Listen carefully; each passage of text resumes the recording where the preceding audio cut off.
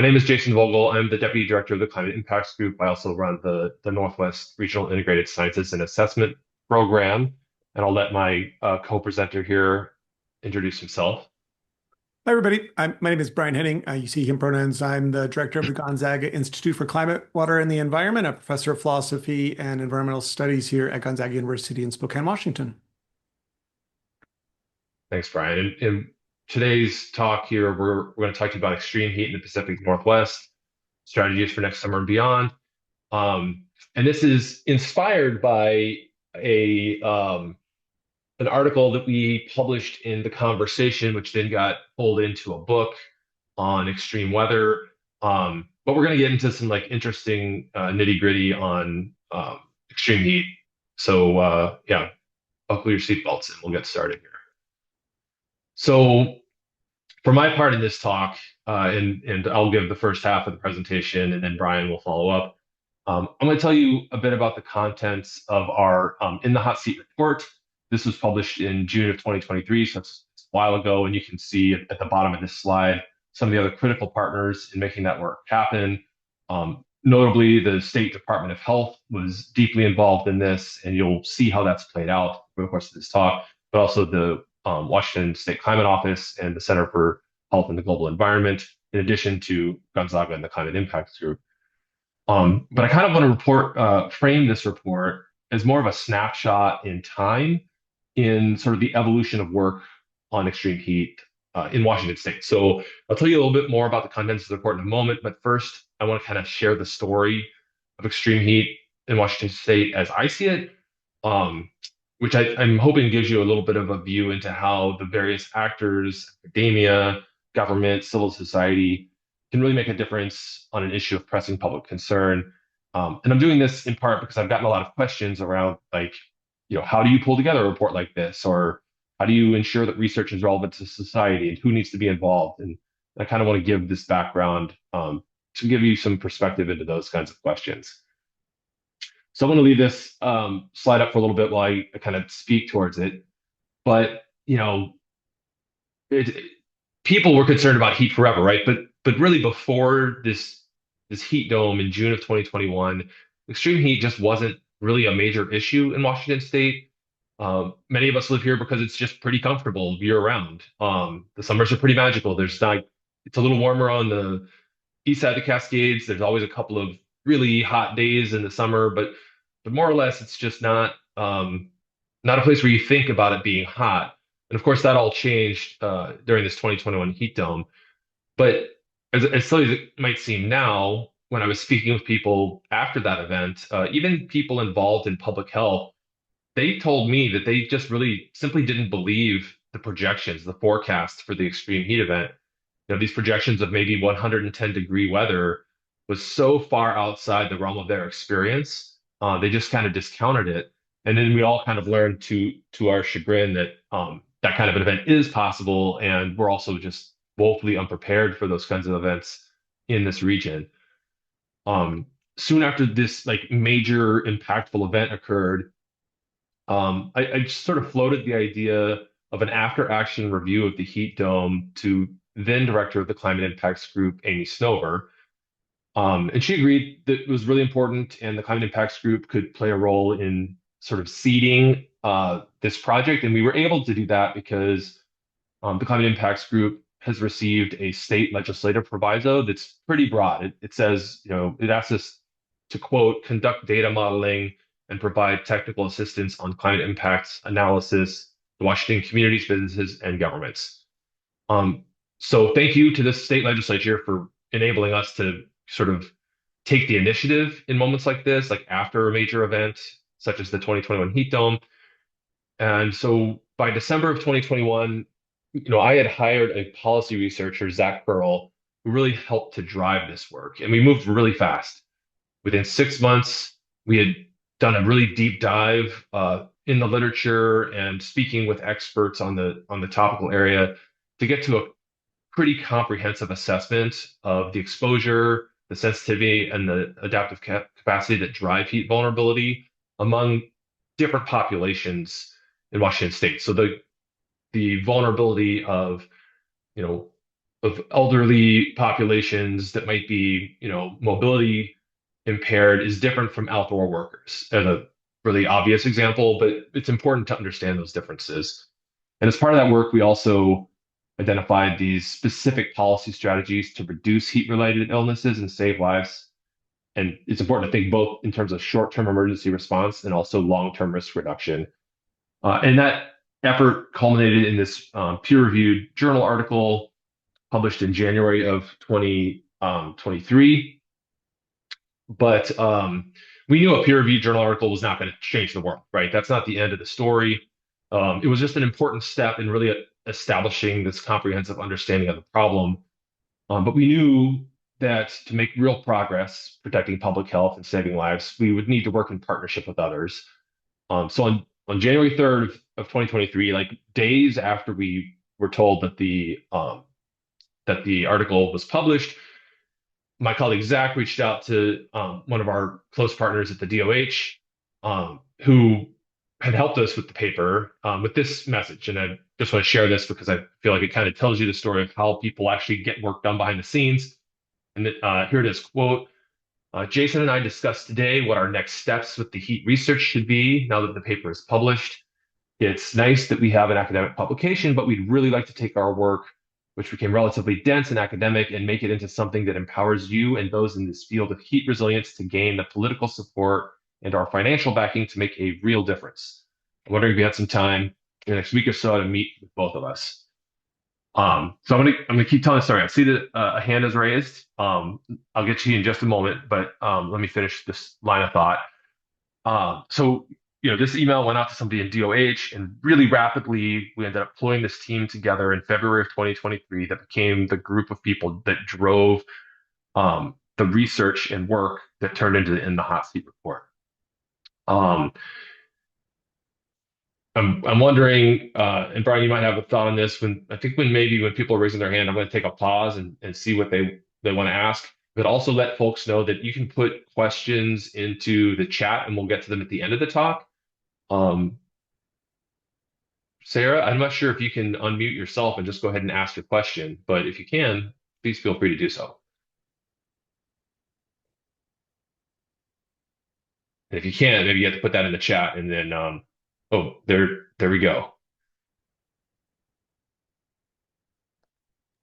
I think we might have to ask Earth Lab Sarah, to you should unmute be you. allowed to, you can unmute yourself, Sarah, if you would like to. Hey, Sarah, we cannot hear you if you're saying something, but I can tell you unmuted yourself.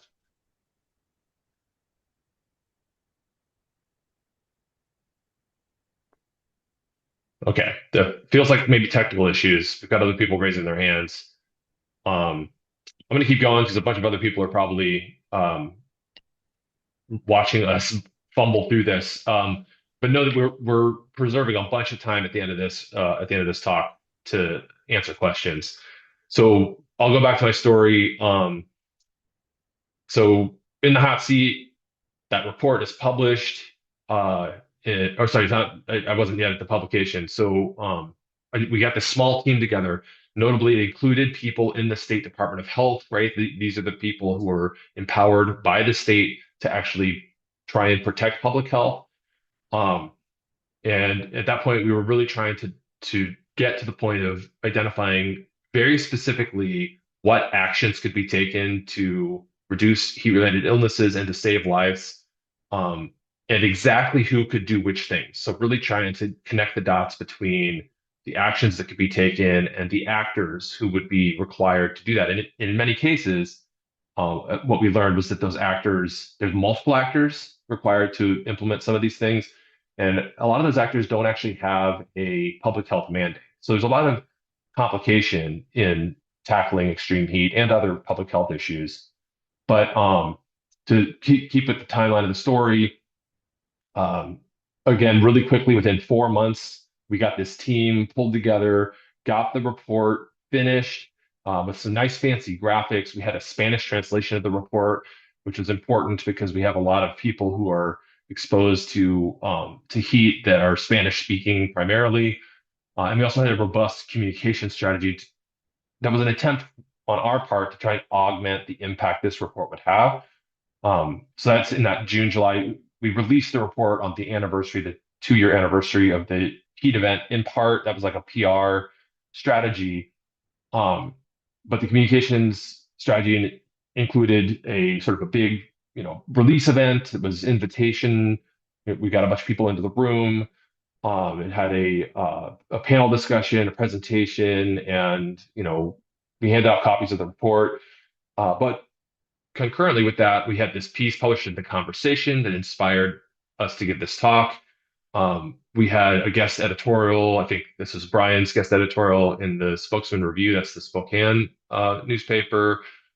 We had a piece published in Crosscut, which is now called Cascade PBS Newsroom. That was a pretty in-depth look at the report's findings. A guest editorial in the Seattle Times. And then, a couple of weeks after the report was released, the Seattle Times published a front page article on the report findings. So we were really trying to get the information out there, like a proactive push, because we didn't expect, you write a report and somehow that changes the world. We were really trying to get this information in front of the public, in front of decision makers, legislators, people who could actually make decisions about resourcing this issue and getting it the attention it really deserves. There was a lot more media coverage. That's not an exhaustive list. We included, radio, TV, and social media as well as print. But I just wanted to give you a sense that we weren't just publishing a report. We were intentionally really trying to amplify its impact. At the same time, and this is those yellow boxes, there was this policy process going on, started in April with House Bill 1170 that required the State Department of Ecology to update the state's 2012 Integrated Climate Response Strategy. And while it was signed by the governor in April 2023, it wasn't effective until July of that year. So that was shortly after the In the Hot Seat report was released. And due to a lot of action behind the scenes, particularly with our colleagues at the State Department of Health, the final report, when it came out in September of 2024, included Action 2A, which was called, quote, Saving Lives from Extreme Heat in Washington State. And that cited our report. And this is what it said. So this is like, a report that made a difference. It got incorporated into this document that's citing action for the state. It says this action will implement recommendations from the 2023 report in the hot seat Saving Lives from Extreme Heat in Washington State. Activities would include supporting weatherization and cooling for low-income individuals, enhance community outreach and early warning systems for extreme heat events, upgrade and install cooling infrastructure in facilities that serve vulnerable populations, and implement alternative efforts such as increased tree cover and shade structures. Awesome, right? We had done research, we had written a report that was public facing, and bang, it got integrated into a policy document, a really important step. Unfortunately, as many of you probably know, both state and federal resources to implement this action have contracted over the past year. So it's been really hard to make progress since then. Nevertheless, we have continued collaborating with our partners, especially in the State Department of Health, but also locally, as you'll hear from Brian, pursue a multi-pronged approach to make progress. This includes things like the State Department of Health has launched the WISE Heat program, the Washington Interagency Smoke and Extreme Heat Project, to work with other state agency partners, which was really important, and that was cited in the report as a key action item. But at the same time, at the Climate Impacts Group, we've been scoping out work to identify the capabilities and needs of local health jurisdictions, plus their community partners. A separate project looking at how mutual aid organizations function with the city of Seattle, and we're going to expand that beyond the city. A specific focus on the vulnerabilities of people who live in mobile and manufactured homes to both extreme heat and wildfire smoke. And the state legislature has been suggesting additional legislative action, which Brian will cover later. So that's kind of the story, but I'm going to give you just a little bit here on what was in the report, and you can go and download the report, take a look. It's pretty succinct, clear. It's got some great graphics. I recommend you take a look at it if you haven't before. But this graph shows you on the top total deaths over time, and on the bottom deaths related to that were specifically identified as heat-related deaths. As a way of showing that the heat dome was an exceptionally problematic event, right? These circled blue circles show you this signal that really pops up out of the baseline there. And based on our analysis with the epidemiologists at the State Department of Health, we showed that 441 people died beyond what we would normally expect between June 27th and July 3rd, the window of that extreme heat event. That made it the most extreme weather-related disaster in Washington State history. And while that's striking, right, like that's nobody wants people to die, it's really just a piece of the puzzle because there's all kinds of people who suffered but didn't die, right? There were pregnant women who suffered adverse pregnancy outcomes. Drowning spiked as people were like seeking relief in water, which hits kids particularly bad. It's a very sad story. People with chronic diseases were experiencing flare-ups of those. And then there's other metrics, right? The U.S. Centers for Disease Control found a 69-fold increase in emergency visits during this event. Seattle-King County 911 Seattle-King County 911 had the highest volume of calls since the system was launched in 1968. There's all these ways that we can see that this event was really above and beyond anything we had experienced before. So yes, the 2021 heat dome was an extraordinary event, but what these two figures show you is that we can anticipate more of these. Like we're going to have more dangerously hot days in the future. So on the left side of this slide is a screenshot from a tool hosted by the Climate Impacts Group called Climate Mapping for Resilient Washington. And on the right is a figure from the In the Hot Seat report.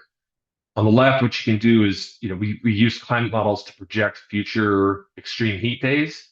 The deeper red, the more days of extreme heat we're experiencing. So that that band of white down the middle is the Cascade Mountains. We're not seeing hot temperatures at high elevations, but most of the population lives down lower in those red zones. And so you can see that point estimate right there where we're looking at a spot in the Seattle-King County area, it looks like South Seattle, where we're looking at upwards of 40 days of extreme heat in the not distant future.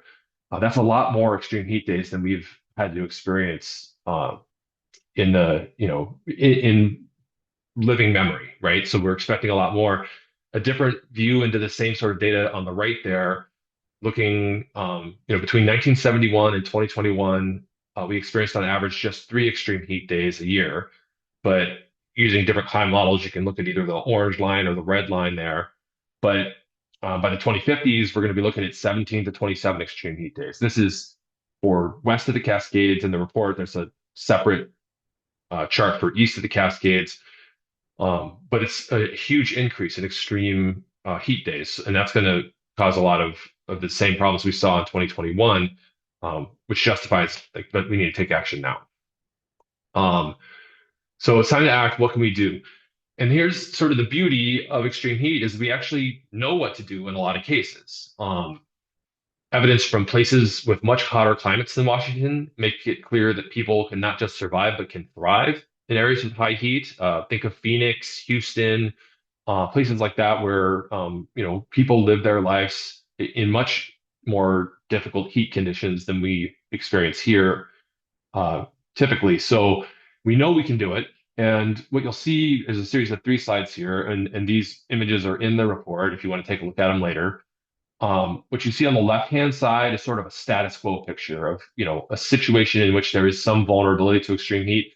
And what you'll see on the right-hand side is the same image, but with, illustrated ways to actually reduce heat risk. So in this example, in urban areas that don't have a lot of shade, that have a lot of asphalt and concrete, people are just at greater risk. There's this urban heat island effect that creates a concentration of heat in urban areas.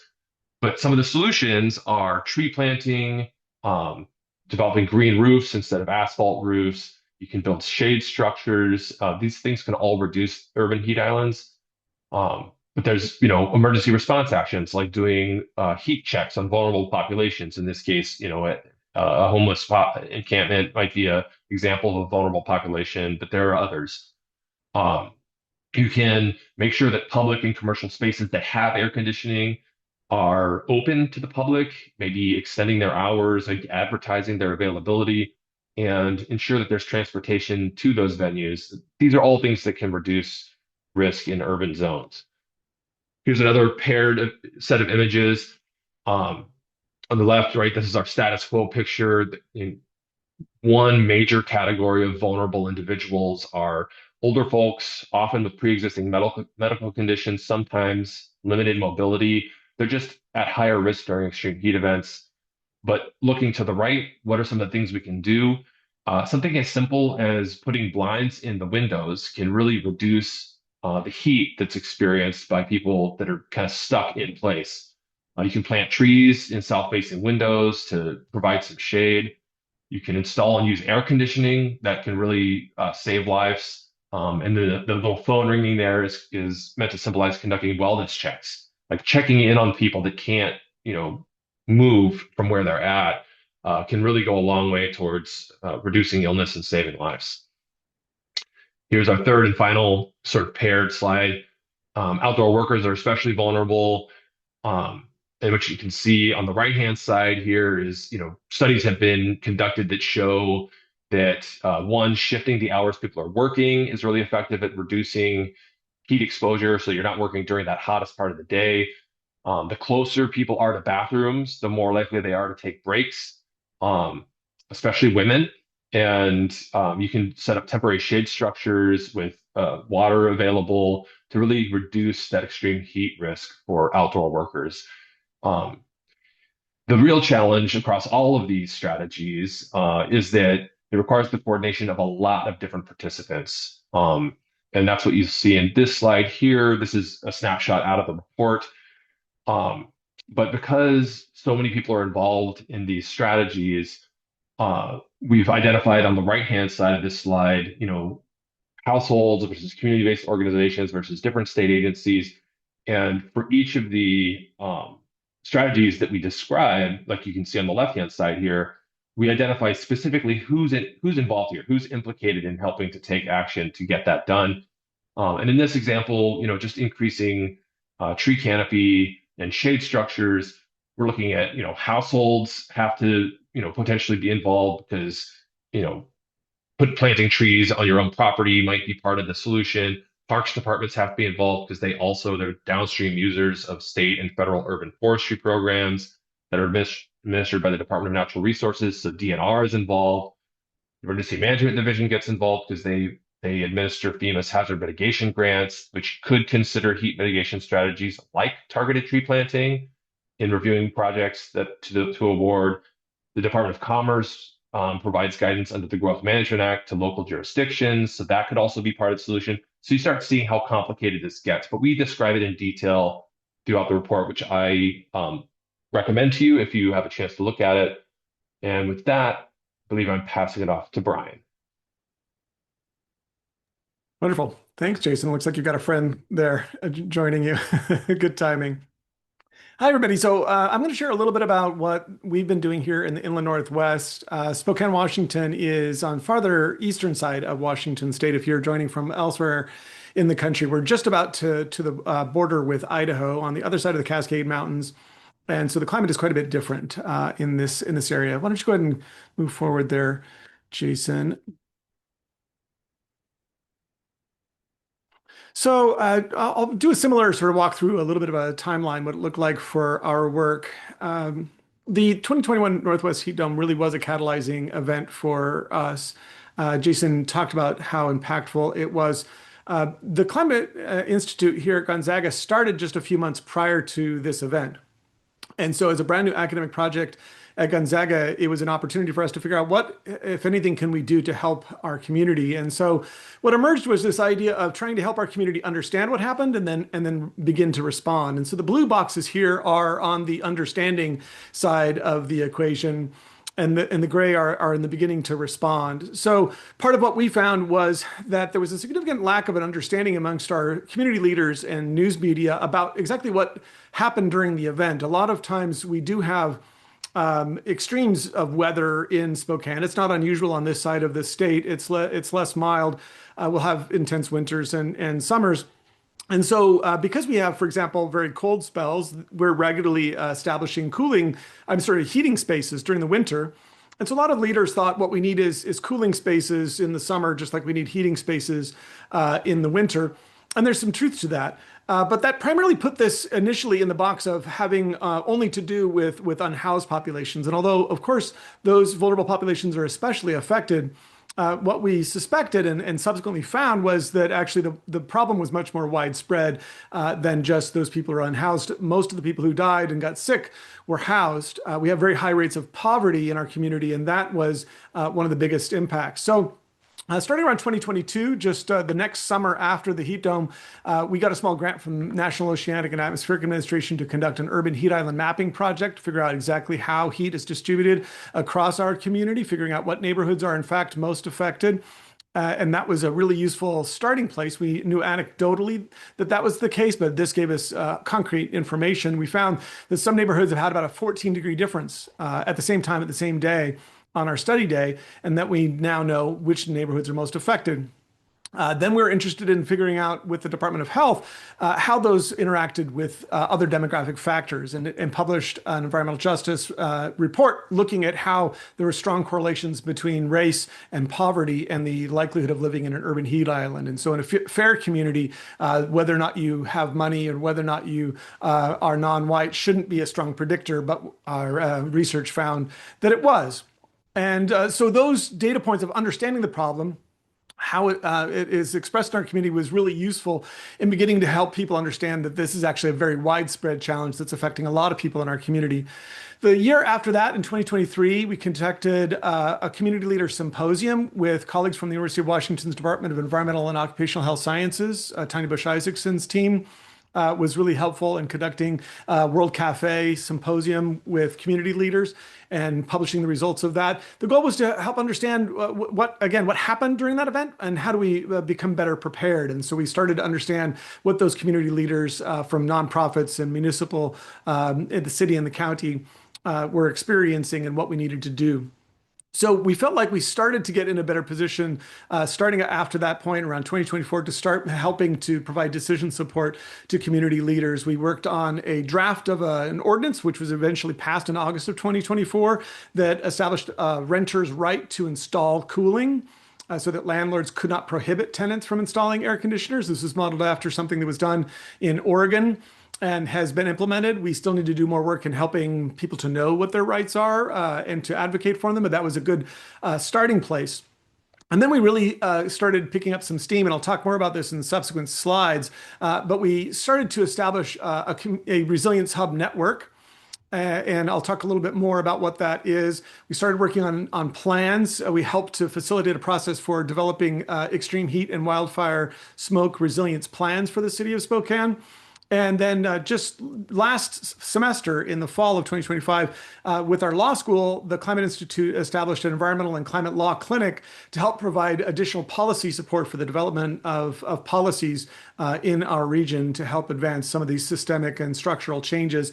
And right now, we're in the process of advancing the next step in advancing protections, in particular for renters, by moving to the next logical step, which is to go not just to right to install, but to the right to actually have landlords provide cooling. And I'll talk about that in a subsequent slide as too. You can go ahead and move forward there, Jason. So let me talk a little bit about one of the ways that as a university, as a teaching institution, we're helping to facilitate this process. We're not primarily a research school like University of Washington and our colleagues at the Climate Impacts Group. We're primarily teaching school. So one of the things we found as a strength is this community engagement and facilitation process. And so after the heat dome, we found a lot of people said that this was not their fault and not their job to address what happened during the heat dome. And a lot of people pointing at other people about saying someone else is responsible. And what we thought and have found is really what they meant was they can't do it by themselves. They each had a role to play. And so we created this collaborative as an effort to bring everybody into the same room and begin working together to develop plans. And so you'll see in a partial list of some of the organizational members here. It's our health district. It's our clean air agency. It's our utility. Avista is our local utility. It's the city of Spokane. But it's also BIPOC nonprofits like the Yo-Yo Spokane and the Carl Maxey Center. SNAP is our community action agency helping low-income residents. Cool Spokane is a mutual aid society. So we've got a really interestingly diverse group of people. You've got municipal, city and county, emergency management, the health district, and I should have mentioned that Spokane is in a very politically diverse community. The Inland Northwest is, we regularly go back and forth between progressive and conservative mayors. For example, in the city of Spokane, the county is fairly conservative. And so as an inland space, it's interestingly complicated and politically interesting to work in this space. This collaborative has really been a wonderful space for nearly everyone to begin making progress. And the plans that are emerging out of this is really exciting because they're developed by the community for the community, and no one group has ownership of them. And I'll talk a little bit about that on the next slide. But you can see the three goals that are emerging from this group, and it's about a year and a half old now, and has having so far really impressive success. And so one of the things that we're doing is facilitating this, doing the work of bringing people together, doing the work of writing the documents that the group is pursuing, and that's how we're helping to make more of the whole than this, just the sum of those parts. You can go ahead and go forward there, Jason. The other thing that emerged was the opportunity to think about responding as a community a little bit differently than we did in 2021. The city established at the time what I would refer to as just pop-up facilities to escape the heat. And so what they found is that people tended to not come. Generally, they were underutilized, and the city was confused. They were putting a lot of time and resources into these temporary facilities, and no one was coming. And in our subsequent research, we did a survey, we did the symposium. What we found is that people would prefer to stay at home, and if they leave, they would like to only go to somewhere they already have a relationship with and already trust. And so a lot of communities, in particular in the Baltimore is known for this, and the Urban Sustainability Directors Network in Baltimore and elsewhere, the communities responding to extreme weather in Boston have found what I think I'm persuaded is you want to find those trusted community facilities and strengthen them so they can continue to serve their communities in moments of crisis. We'd had some funding from the federal government to do quite a bit of this. And as I'll mention on the next slide, we've lost that funding, but we're still pursuing this as much as we can with the resources that we have. And so with some alternative funding, we're proceeding. We have right now 11 what we call level 1 resilience hubs. If you want to learn more about that, I popped the link in the chat. You can learn more about the resilience hubs and the collaborative there and the multi-tiered network that we're developing out. But it's having really great success in strengthening these facilities. People are turning to them, and they'll be able to continue to serve those community members in those moments of crisis as we move forward with strengthening their infrastructure, their training, and their staff. I think you can move forward, Jason. So to move forward in the policy area, which is our focus, I mentioned that we helped to pass a local ordinance here in Spokane in 2024, based on the one in Oregon. We launched the first versions of our extreme heat and wildfire smoke resilience plans last summer. In the last 7-8 months or so, we've been working to move from what were initially recommendations for action to commitments for action. Before it said, we recommend that the health district do this during a heat dome. And now in the interim, we've been talking to the health district and say, what would you be willing to do this when when we hit extreme temperatures? And so all these different organizations at these different levels are committing their time, their resources, and they're saying, this is what I'll do when the next heat dome comes. And so it's been really exciting. We're working right now to bring our extreme heat and wildfire smoke resilience plans into one document instead of having two. That ended up making a lot more sense for reasons that you can guess.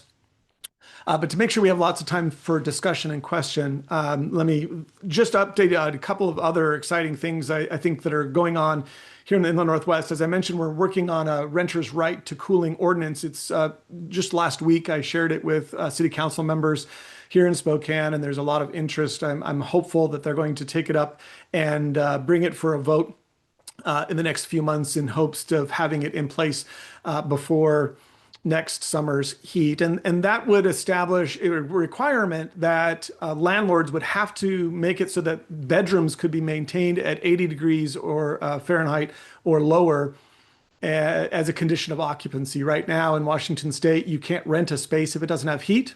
What we found with the heat dome is that is similarly a public health requirement now, in my view, that landlords shouldn't be allowed to rent a space if they can't make it so that the bedrooms are able to be maintained at a safe temperature. We're establishing at 80 degrees. This is built also on a bill that hasn't yet passed in Oregon, but last legislative session, SB 54 in Oregon was pursuing something similar. At the state level, those last three bullets, right now, we're having a short legislative session in Olympia here in Washington State right now, and there are three bills that have been introduced in this session that relate to extreme heat.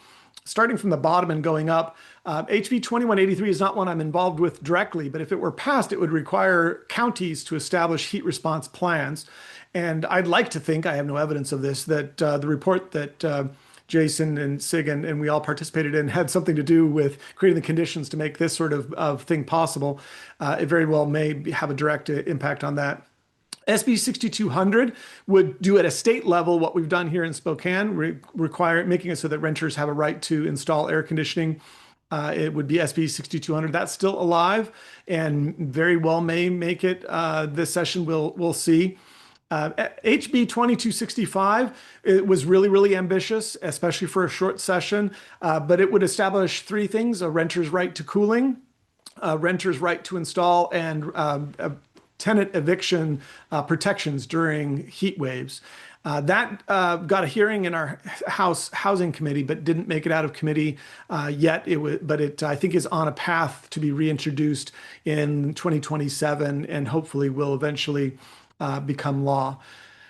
So if you want to head to the next one, Jason, I think the idea is to sort of pull this together, but hopefully you're seeing that a lot has come concretely, practically speaking, in terms of policy out of the recommendations of the in the hot seat report.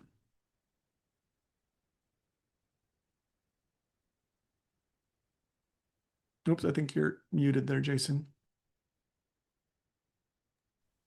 Thank you for pointing that out. Yeah, I don't think we need to speak to this slide. We can just leave it up for folks and open it up to questions. If people want to throw questions into the webinar chat, that's great. Or if you want to raise your the hand. Q&A rather would probably be better. Yeah, if you have a question, pop it in the Q&A. Yes, probably. we have 6 questions so far. Can you all see them, Jason and Ryan, if you click Yeah, them? there's a couple early ones, Jason, Great. about the report. Feel free if you want to take any of those. But if anybody has a question, please do put it in the Q&A, not the chat. It's just so we can keep everything in one place here. Do you want to take any of those, Jason? Well, I need some clarification. Right? What metrics did you use to assess heat vulnerability? I mean, the in hot seat report built off of that peer-reviewed article that I mentioned, which we could also get you a link for. But there are some things that you can measure, and there are some things that are sort of secondary. And one of the problems with extreme heat is that when you try and look for things like how many people died because of an extreme heat event, it's often not extreme heat that is um, noted as the proximate cause of death, right? It's actually like a heart attack or complications from, kidney disease, and but it's really the extreme heat that led to that moment. So there's a lot of nuance there. I think that could be a very long conversation about what we're measuring, but I would encourage you to maybe go to that peer-reviewed article to see all of the different ways that we sliced and diced the evidence to try and understand where that vulnerability comes from. Um, the second question here was about the Washington Interagency Smoke and Extreme Heat project. That just got launched. What I can tell you is that uh, that all of the elements of the climate resilience strategy, there were a whole bunch of actions that were recommended in there, and most of the agencies involved made funding requests to then implement those actions. most of them did not get funded, right? We've had a tough budgetary couple of years here in Washington State, and it led to underfunding or just zeroed out funding for a lot of those actions.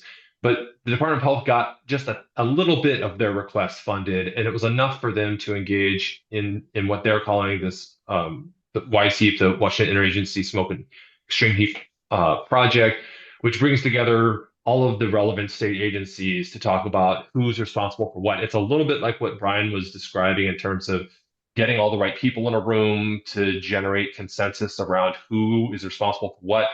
Because as I mentioned as well, most of these other state agencies don't have um, a public health mandate, right? So DNR is passing out money that can lead to decreasing the urban heat island, but they're not necessarily thinking about that. But once you get them into a conversation together, you can really increase uptake and understanding about those issues. So that's, I think, what the Wise Heap project is trying to do, but it's, I think, only just met one time, or maybe the first meeting is still to come. Brian, do you want to grab one of these here? Let's see. I was thinking you were just going down the line, so I wasn't noticing one in particular. It looks I think like, I yeah, Jess asked about sharing the plans, and they are on the link that if you go to gonzaga.edu/climate resilience, you can find links to those, and it looks like also they'll be shared out afterwards. I can't speak to so someone's asked, we are facing pushback at municipal permitting level to zoning and development codes, which retain mature trees, reduce impervious surface. Developers typically clear cut and landscape plant grass, the 15% of the area that's not impervious surface. Do you guys recommend development code changes and ways to make these natural solutions stick? I wish I had a lot of success in this area. So I've been participating in the state of Washington passed a law several years ago, 1181, HB 1181, which required the inclusion of a climate element in comprehensive plans. Spokane just happened to be in the cycle to be amongst the first cohort of communities required to then do this work of including in greenhouse gas emission reductions and climate resilience strategies in their comprehensive plan documents, which is great. One of the things I'm finding though is, of course, a natural tension between meeting the housing needs of the community and protecting those parts of our natural environment that are going to, that are vital for their own right, for in terms of the ecosystems and the animals and that depend on them, but also some of the shading and other functions that trees play. And so how do you make it easier to build and have dense building? In a place like Spokane, there's a lot of single family houses. They're wanting to do multifamily and more dense housing for lots of reasons, and that's generally a good environmental principle, but it also increases the likelihood potentially of cutting down mature trees. And so it's an interesting tension. There's a group in Spokane right now trying to help pass an ordinance that would preserve mature trees, and it's a very long, complicated ordinance. But how do you describe that? So I can't say that I've had success in it, but I think it is an important issue to foreground, and I'm glad you brought it up.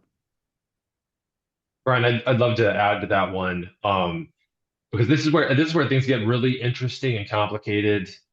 In my view, I have seen sort of tree ordinances pushed back when I lived in Colorado before I moved out to the Pacific Northwest, um, and it was really driven more by you know neighborhood interests in maintaining sort of a status quo sense of like the community, and was definitely pitted developers and community against each other.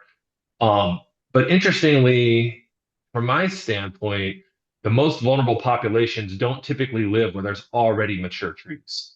The most vulnerable populations tend to live in areas where there's no tree cover at all. So you have neighborhoods that were formerly redlined, that are near industrial areas where either people couldn't afford to plant trees, or trees were never planted in the first place, where they couldn't be maintained. The parks departments have underinvested in those areas. You get entire sections of communities, and some of this is in the hot seat report with some maps of the Seattle area, where you can see communities that just have a higher heat exposure. Um, so I think it's important to make sure that we can separate, really empirically, like where are these vulnerable populations and what do they need? Because I don't think that you're likely to find that mature tree cutting is the primary driver of vulnerability for the most vulnerable people. It's going to be new trees that need to be planted and a plan to maintain those trees. That might be along rights of way that involves the Department of Transportation. It might be around parks that were underinvested in. So now you've got a parks department involved, and it might be developers to some extent as well. But I'm not sure that that's the primary driver of vulnerability for the populations most at risk. Yeah, I don't want But to. I do 100% support integrating heat concerns into municipal planning and codes and zoning.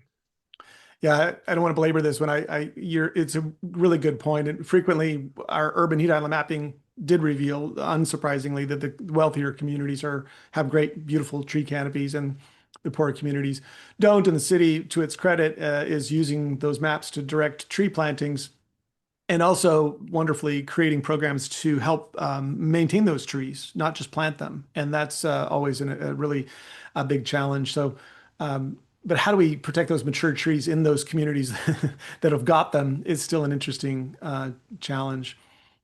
Which one would you like to jump at next? We've got about 10 minutes left. I mean, I've seen, yeah, people feel free to add more questions here, but it sounds like we've touched a sensitive subject with the tree issue. And we can keep talking about that if people would like to engage in a back and forth. Um, but yeah, I saw this most recent one came up with animal shelters, and there was a point made earlier um, around animals too, which and this is like a really interesting part of the sort of the psychological dynamics that lead to vulnerability of extreme heat.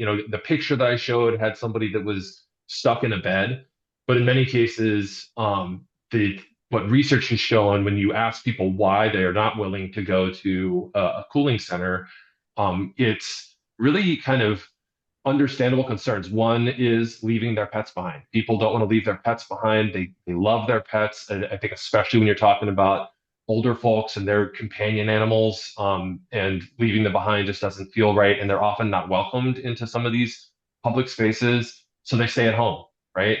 Um, Service animals, another important aspect of that. People with service animals, those generally are accepted across all places where you might find air conditioning. But there's fear of crime, right? There's people who are like, I don't want to leave my home because I fear that somebody's going to break in and there'll be crime if I'm not here to protect my stuff. That's actually something that people frequently cite as a reason for not leaving their home during extreme heat events. So there's like a really strong psychological component to what people are thinking when these events come up. Another one that I think is really important to hear is that when you have a cooling center, right? Like that's not a trusted community center that Brian was talking about. They're often seen as like, oh, that's a great thing, but that's not meant for me. That's, I think maybe almost it's being associated with the houseless population, right? Like that's for those people, and it's like this othering that occurs at some sort of psychological level that actually prevents people from reaching out and getting the help that is available. And unless you break down into those psychological dynamics, you're not going to actually find solutions that work. Which is why, Brian, I think I would want to dig in a little bit more myself on, how you've been tackling this within Spokane, finding areas there people already trust, like community centers or churches or places that they feel comfortable that they already have a community connection to as a way to provide relief from the heat. Yeah, just to build on that, that's been everything you said has been confirmed by our local research. And the part I didn't emphasize or mention is, in addition to the resilience hub idea and building that out, because the evidence is clear that people are going to try to not leave their home and that makes sense, some of the reasons you mentioned. The next step is to then help communities to develop household resilience plans, and that would be involve planning for themselves and their family members and their pets. And so there's great resources available to try and do that. But having a plan that would make we last summer we had a pretty bad wildfire, and a lot of community members had to leave and go to a community center, and it was a real disaster, a mess. There were pets and people and children, and so these facilities get asked to do these things regardless of whether they're ready. And so part of what we're finding is that they really do benefit and want the help to be ready. But how do we help people stay in their homes as long as possible becomes part of the task, because people would rather stay home if they can. I see one more question here about the positive impacts of moving bathrooms for outdoor workers. I can't remember offhand the resource there, but if you go back to the peer-reviewed article that looks into the sources of vulnerability, you'll find the resources there. I think there's a lot more. Like in a peer-reviewed article, you're often citing you know, like studies that have, undergone like a rigorous level of review. Um, but I did want to say that the really critical thing there is it seems particularly important for women um, who this is often people doing agricultural work. Sometimes it's piece labor, like they're getting paid by the amount of crops that they harvest, apples and whatnot. So you can look in that peer-reviewed article for the resources, and then I think you could dive down into some of the farm worker support organizations and get a lot more information about what's going on there. And really critically with outdoor workers, in addition to like there's some simple solutions like moving the bathrooms.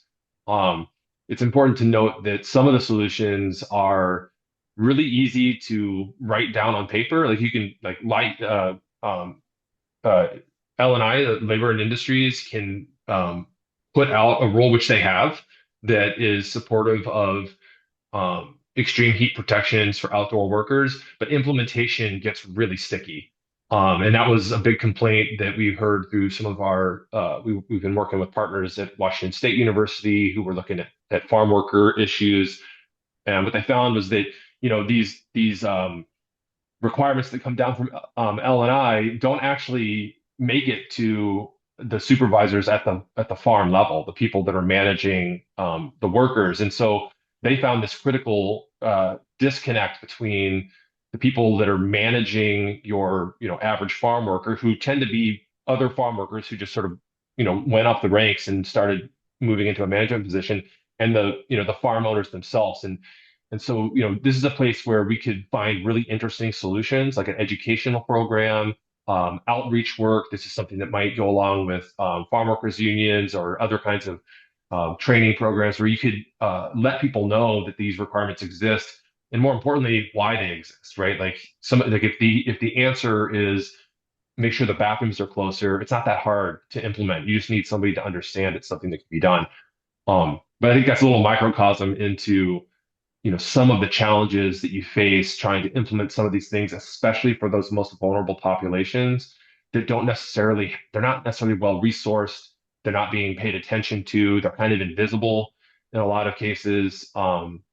And that's why it really requires a little extra time and attention to try and improve health outcomes for those populations. Yeah. We got about 5 minutes left. Anything jumping out at you, Jason, that you'd like to make sure we get to? I'm scanning other things here.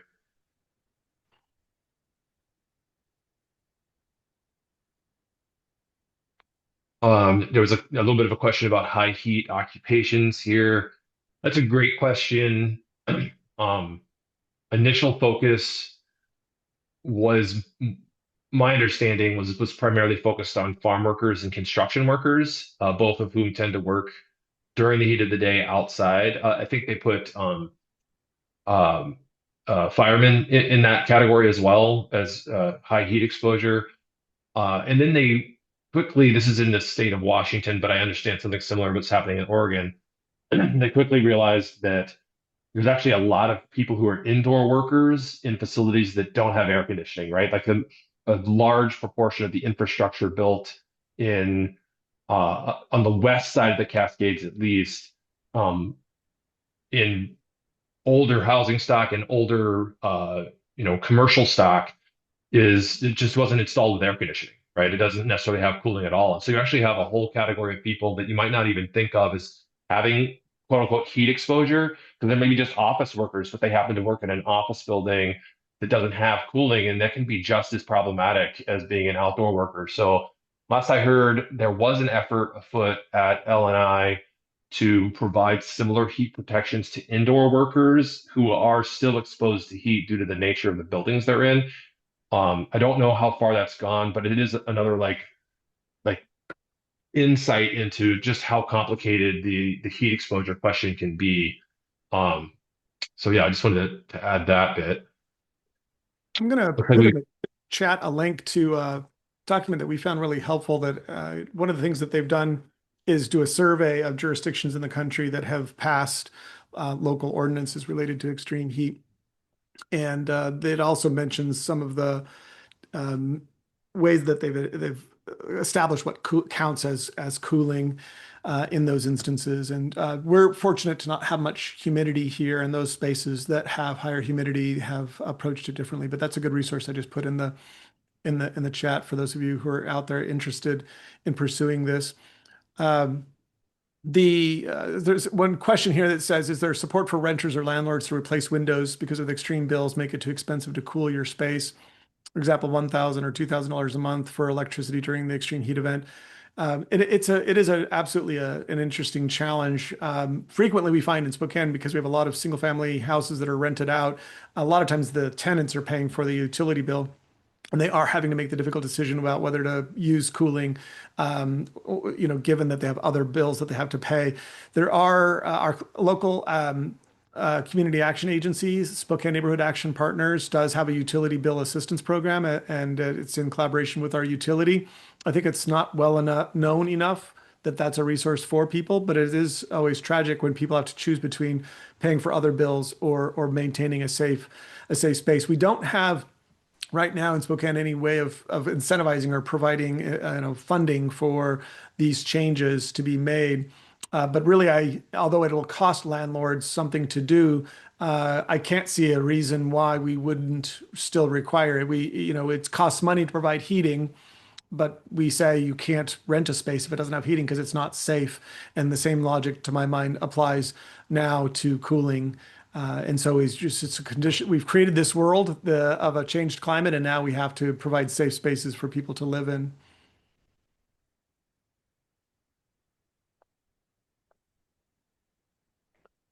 Yeah, we only have 1 minute left, so maybe one final question. This has come up at least a couple of times in the Q&A, which is around low income people trying to keep cool and the role of changing out windows versus AC units as a solution there.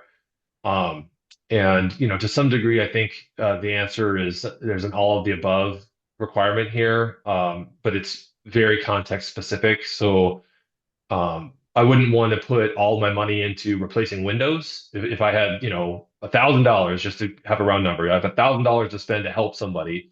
Am I replacing their windows, or am I giving them a space cooling unit that just keeps their bedroom cool? Or am I providing a some sort of subsidy to their electricity bill so they can run a cooling system they already have, but they can't afford to run during extreme heat events? There's a lot of nuances to what the right answer is in any given context. Some of it is specific to the, like I was mentioning earlier, the psychology of the people. Some of it is more about the infrastructure. Like if you're in a multifamily dwelling and you live on the top floor, heat rises, and the top floor people have a lot more heat exposure than the ground floor people, right? And so the solutions, even within a building, for people living on the ground floor versus the top floor, could be very different. Um, so it's kind of that's like a giant nothing burger answer, but it's still, I think, is important to recognize that um, it's both and all of the above in terms of we need to consider all of these options, but it's context specific in the sense that if we want to help specific people that have particular vulnerabilities, we need to account for those. What is driving that vulnerability is really critical. I think we've gotten past our 12 o'clock stop time here. So any final thoughts, Brian? Just grateful to you and SIG for being such great partners. This East Side, West Side, we were always told that we don't work well together, but we've demonstrated that that is not true. And I'm grateful to you and SIG for all of the genuine collaboration over the last few years. So thank you for that. And maybe I'll just finish out with our wishful thinking. Maybe has some evidence behind it in the chat. We had one person confirm that their advocacy that helped drive HB 2193 actually did use our report as one of the drivers of their advocacy work. So, for all the people who are maybe in academic spaces or who wonder, like, is research actually relevant and how can we make it so? I think this is a great example, right? This is an example where we took a real problem faced by real people, did our best to engage all the right folks to try and produce a document that was relevant, but then followed through on that document, right? The work is ongoing. We're not done. They're not done at Gonzaga at the Climate Institute, and neither are we at the Climate Impacts Group. So we're going to keep working on this issue and try and keep making progress, uh, to as fast as we can. Constance, is there any kind of like formal closing here? That's it. Thank you, everybody. Thanks for joining. Take care. Enjoy the Thanks, sun. everyone. Bye.